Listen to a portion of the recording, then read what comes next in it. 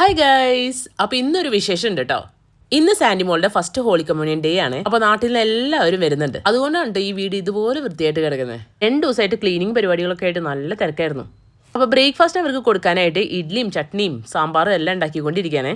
അങ്ങനെ ബ്രേക്ക്ഫാസ്റ്റിന് കുക്കിംഗ് എല്ലാം ഫിനിഷായി അവർക്ക് വേണ്ടി വെയിറ്റ് ചെയ്തുകൊണ്ടിരിക്കുക. ഫൈനലി നമ്മുടെ ആൾക്കാരെല്ലാം എത്തിയിട്ടുണ്ട്. വീട്ടിൽ നിന്നും എൻ്റെ വീട്ടിൽ നിന്നും എല്ലാവരും വന്നിട്ടുണ്ട് കേട്ടോ. എല്ലാവരും സെയിം ട്രെയിനിലാണ് കേട്ടോ വന്നത്.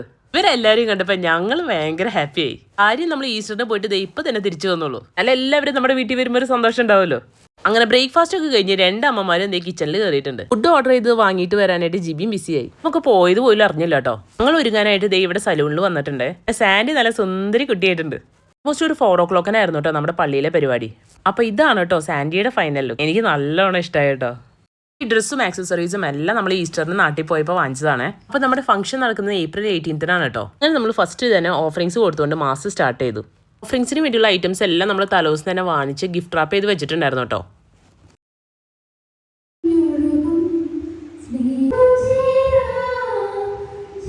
എടുത്തു പറയേണ്ട ഒരു കാര്യം എന്ന് വെച്ച് കഴിഞ്ഞാൽ ഇവിടുത്തെ ഫാദേഴ്സും സിസ്റ്റേഴ്സും എല്ലാം വളരെ ലവ്ബിളായിരുന്നു കേട്ടോ. അങ്ങനെ സാൻഡിമോൾക്ക് സ്ഥൈര്യലേപനവും ഈശോനെ സ്വീകരിക്കാനുള്ള അവസരം കിട്ടി കേട്ടോ. ക്രിസ്ത്യൻസിനെ സംബന്ധിച്ചോളം ഇത് വലിയൊരു ഓസ്പീഷ്യസ് ഡേ തന്നെയാണ്. എന്തായാലും ദൈവത്തിന് ഒരുപാട് നന്ദി. പള്ളിയിലെ പരിപാടികളെല്ലാം കഴിഞ്ഞപ്പോൾ ഓൾമോസ്റ്റ് ഒരു 1 hour എടുത്തു കേട്ടോ. അതിനുശേഷം ഫോട്ടോ എടുപ്പും പരിപാടികളും എല്ലാം കഴിഞ്ഞ് കഴിഞ്ഞപ്പോൾ ടൈം പോയതേ അറിഞ്ഞില്ല കേട്ടോ. എൻ്റെ ദൈവമേ, കുട്ടികളൊക്കെ എത്ര പെട്ടെന്നാണ് വലുതാവുന്നേ. നമുക്കും വയസ്സായി തുടങ്ങി. എന്തിനല്ലേ ഇതൊക്കെ ചിന്തിച്ചു കൂട്ടണേ. ഓക്കെ, മാറ്റി അറിഞ്ഞേ കേട്ടോ. അങ്ങനെ പള്ളിയിലെ നമ്മുടെ എല്ലാ പരിപാടികളും കഴിഞ്ഞ് നമ്മൾ വീട്ടിലെത്തി.